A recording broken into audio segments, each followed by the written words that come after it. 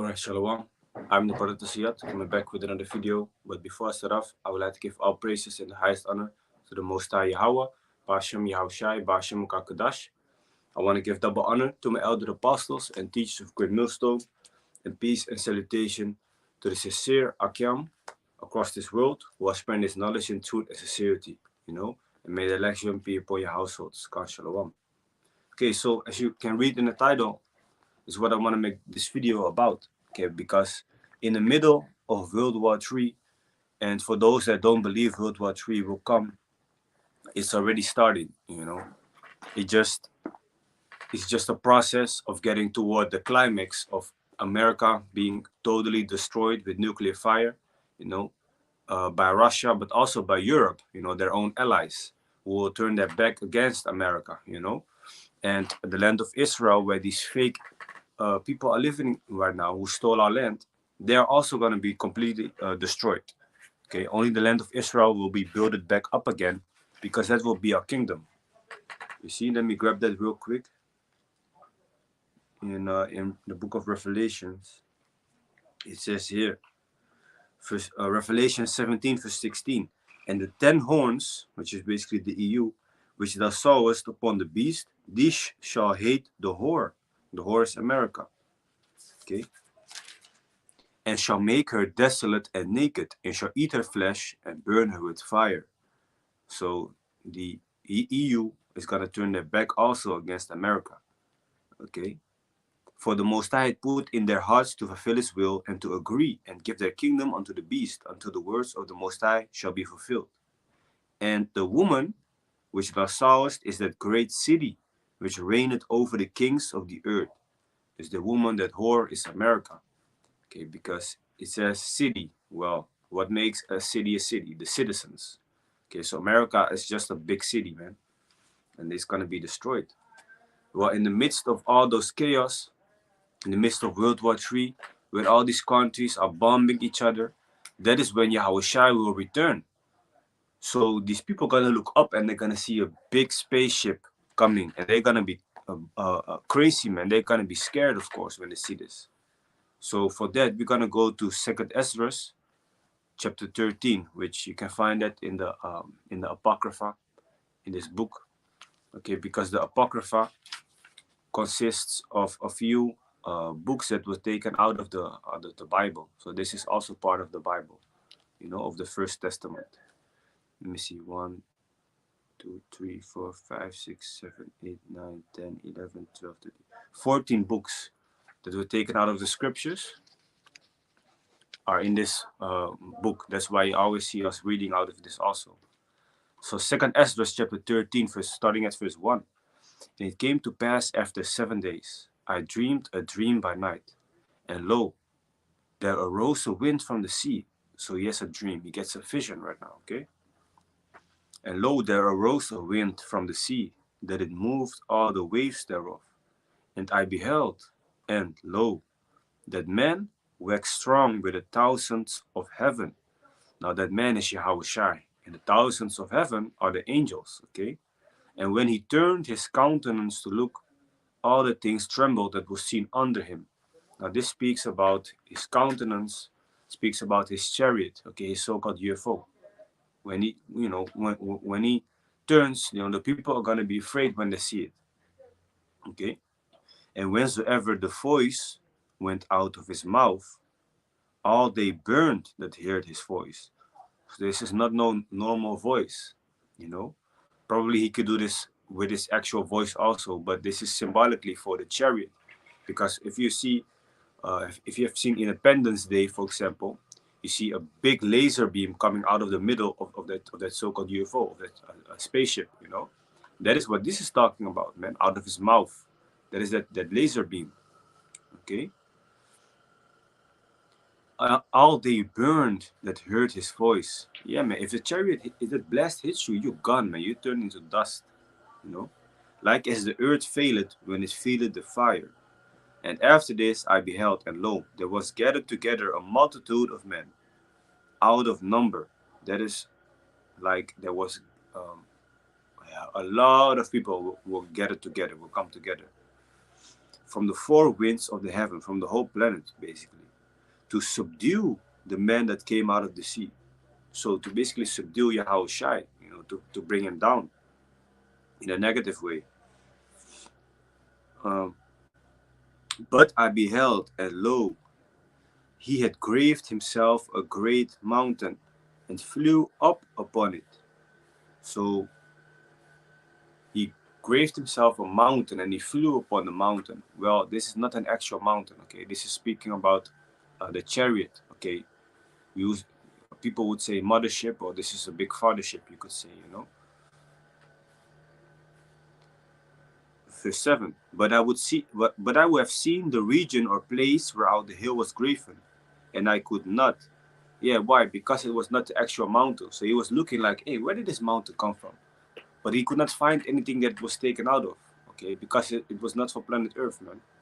Okay, it was a spaceship from YAHAWASHI. And after this, and as a matter of fact, for people that think that this is far-fetched, that this is just nonsense, and that it is not real, and the chariots, so-called UFOs, don't exist, you are gonna be perplexed when you do see these things, man. Okay, because it says also here in Wisdom of Solomon, so in this book, Wisdom of Solomon 5, let me start at verse 1. Then shall the righteous man stand in great boldness before the face of such as have afflicted him and made no account of his labors. When they see it, they shall be troubled with terrible fear. And, here comes the point, and shall be amazed at the strangeness of his salvation, so far beyond all that they looked for. So they're going to be amazed at how strange the elect will be saved. By chariots, by so-called UFOs. The whole sky will be filled with so-called UFOs because the angels, are in those so-called UFOs. Not no green aliens, okay? The angels who are also described as dark skin with afros, okay? YAHAWASHI himself is described as a dark skin with a white afro and a white beard. The Most High is described as a dark skin with an afro. So these angels are gonna be all over the world to gather and to save the elect, to beam them basically up, like how you see in the movies when so-called people get abducted by alien, they get beamed up, into the sky. Well, that is actually a good thing, man. That is salvation. That is how the elect will be saved. Okay?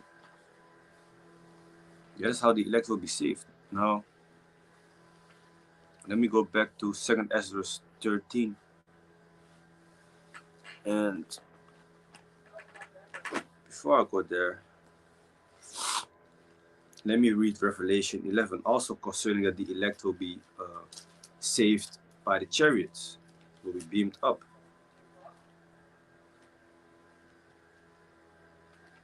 Let me first read Revelations 1 and 1. The revelation of YAHAWASHI, which the Most High gave unto him, to shew unto his servants things which must shortly come to pass, and he sent and signified it by his angel unto his servant John. So now we're going to jump to verse 7. Behold, he cometh with clouds. So YAHAWASHI is going to come with clouds. Okay? Now, to show you that the clouds is speaking about the chariots, you can go all the way to the book of Psalms. Psalms 104. So Psalms chapter 104. Verse 3 is the point, but we're going to start at verse 1. Bless the Lord, O my soul, O Lord my power. Thou art very great. Thou art clothed with honor and majesty. So this is speaking about the Most High. Jumping to verse 3. Who laid the beams of his chambers in the waters. Here comes the point. Who maketh the clouds his chariot. Now a chariot is something that you can ride with, like a vehicle. So he made the clouds his vehicles. Why? Because the clouds are the vehicles for the angels. Okay? Who walketh upon the wings of the wind. Now we have done plenty lessons also describing with the Bible that chariots so-called are so-called UFOs. Okay? And that they are real. You see? So let me go back to Revelation 11. Verse 11. And after 3 days and a half, let me go back to Revelation 1 verse 7.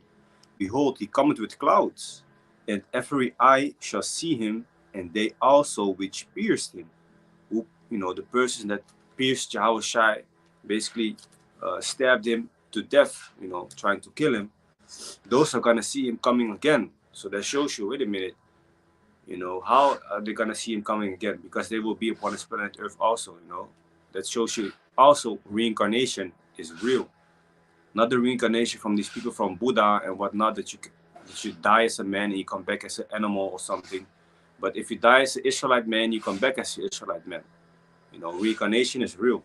Okay, when you die, you're not going to hell. We all go to one place, to the spiritual world. When we die, we all go to the Most High, YAHAWASHI. Okay, that's why it's called RIP, rest in peace. You have peace when you die. You get your judgment, and when you be born again on this planet Earth as a baby, in that lifetime, you're gonna serve your judgment for what you did in your past life.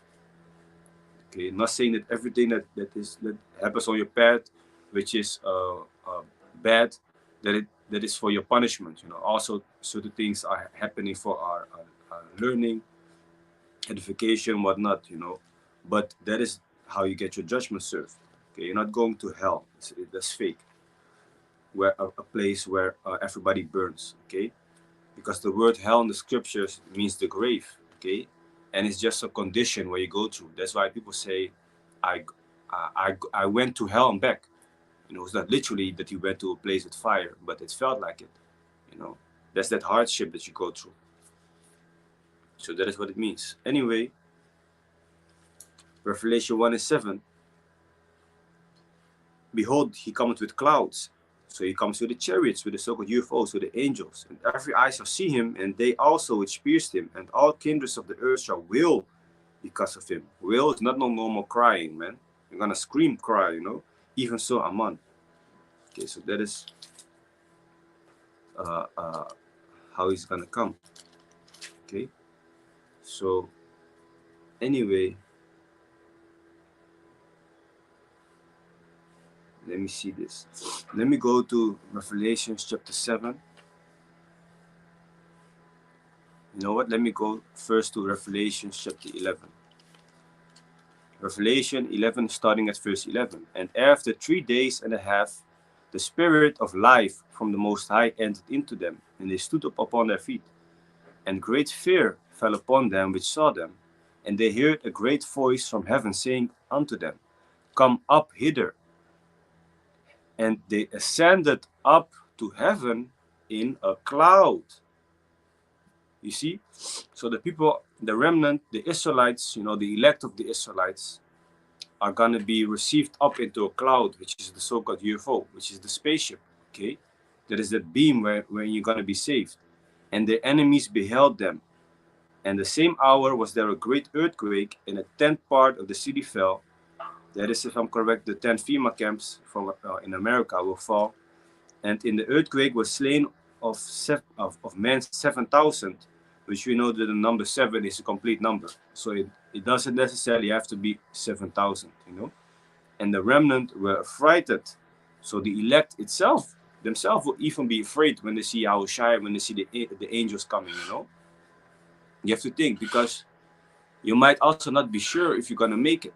You might see the chariot, and, you'd be scared because, hey, am I going to make it, or am I going to get blessed by the chariot also, Plus, it's a terrible sight indeed when you see all these spaceships flying, So the elect itself will be afraid and give glory to the power of heaven, but we will praise the Most High YAHAWASHI. Okay, we will praise him. Now from there, let's go to Revelation 7, verse 1. And after these things, I saw 4 angels standing on the 4 corners of the earth, holding the 4 winds of the earth, that the wind should not blow on the earth, nor on the sea, nor any tree. So basically, before the nuclear destruction really hit, the angels are gonna keep it back a little bit. And I saw another angel ascending from the east, having the seal of the living power, and he cried with a loud voice to the 4 angels, to whom it was given to hurt the earth and the sea, saying, Hurt not the earth, neither the sea, nor the trees, till we have sealed the servants of our power in their foreheads. You see, so before the destruction come, the elect is got to be sealed, man. And I heard the number of them which was sealed, and there was sealed 144,000 of all the tribes of the children of Israel. So you have 12 tribes within the nation of Israel, and from every tribe you're gonna have 12,000 men, which are gonna be which are part of the elect, you know. And outside of the 144,000 around the world, you're also gonna have Israelite men, women, and children that will also be saved. But there's 144,000, those speaking about the prophets, that will have those spiritual powers and gonna be turned into hunters when the time hits right. You know, now people be laughing at us for what we're doing, standing on the street, you know, preaching the Bible. Go get a job, man. Don't you have anything better to do? You know, you've been saying this for years that God is gonna come. I'm still here. I'm still here. You know, in those times they're gonna see, man. Okay, even the elites are gonna be hunted down, man, in their bunkers where they think they are safe. Let me grab that real quick in Jeremiah 16:16. One of my favorite scriptures, man. It says here, behold, I will send for many fishers, say the Lord, and they shall fish them. So that is what we first do, you know, not willing with the prophets. We're fishing for the elect, you know. We're basically fishing with the Bible as bait to draw them in through the Spirit of the Most High, of course. And after will I send for many hunters, and they shall hunt them from every mountain and from every hill and out of the holes of the rocks, which are those bunkers. It doesn't matter where you think you are. The elect will come and get you. You know, the angels, the elect, you know, you're not safe in those bunkers like they show you in the movies. So anyway, let me go back to 2 Ezra 13, verse 9.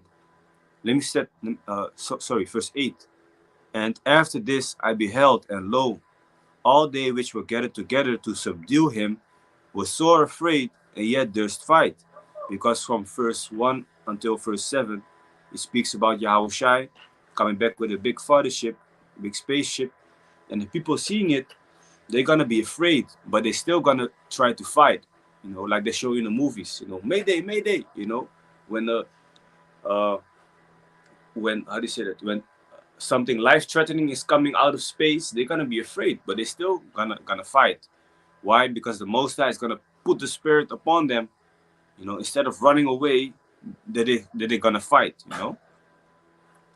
And lo, verse 9, and lo, as he saw the violence of the multitude that came, he neither lifted up his hand, nor held sword, nor any instrument of war. But only I saw that he sent out of his mouth as it had been a blast of fire. So that is what you see in the movie Independence Day. You know, that blast of fire is that laser beam that will come out of the chariot, you know. And out of his lips a flaming breath, speaking about the same laser beam, and out of his tongue he cast out sparks and tempests, and they were all mixed together, the blast of fire, the flaming breath, and the great tempest, and fell with violence upon the multitude which was prepared to fight. So these people, these heathens, their armies, their military, they was prepared to fight. They are gonna get blasted away with a chariot, you know, and burned them up, every one, so that upon a sudden of an innumerable multitude, nothing was to be perceived. So there were so many people you couldn't even count it. That's how many people there were, and all of a sudden they were all gone, dust. That's what it says, you know. Do you know how powerful that blast is then of the spaceship? But only dust and smell of smoke. You see, when I saw this, I was afraid. Of course, you're gonna be afraid. He saw it in a vision, and he was afraid. You know, let alone when it really is gonna happen. Okay, and when we jump to, let me see, verse 29, we're gonna read the last part, which will say that when these people are fighting against each other, so these countries, Russia, Europe, China, Israel, Iran, America, when they are blasting nuclear missiles, in the midst of those, you know, YAHAWASHI is going to return, and now they're going to point their weapons to YAHAWASHI because they're going to be afraid.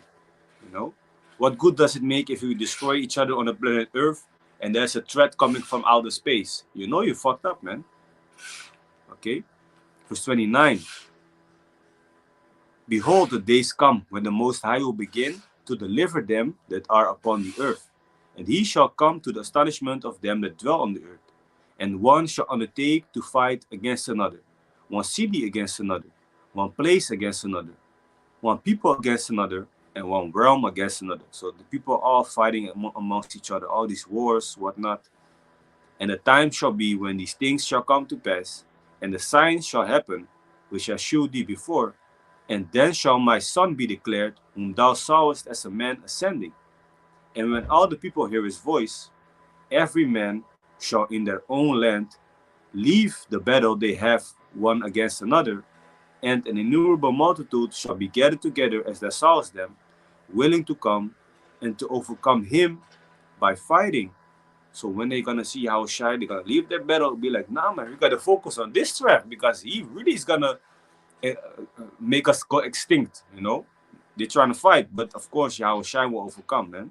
Yahawashi will win. Okay. So I hope it was edifying. You know. So with that, I want to give all praises and the highest honor to the Most High Yahweh, Bashim Yahawashi, Bashim Kakodash. I want to give double honor to my elder apostles and teachers of Great Millstone, and peace and salutation to the sincere Akiyam across this world, who are spreading his knowledge in truth and sincerity. Let me grab one more scripture before I close it off, Salakia. Luke 21, verse 27. And then shall they see the Son of Man coming in a cloud with power and great glory in the spaceship. And when these things begin to come to pass, then look up and lift up your heads, for your redemption draweth nigh. Okay, we got to look up because that is where the chariots are, of course, to save us. Okay, so with that, I hope it's edifying, and I will say shalom.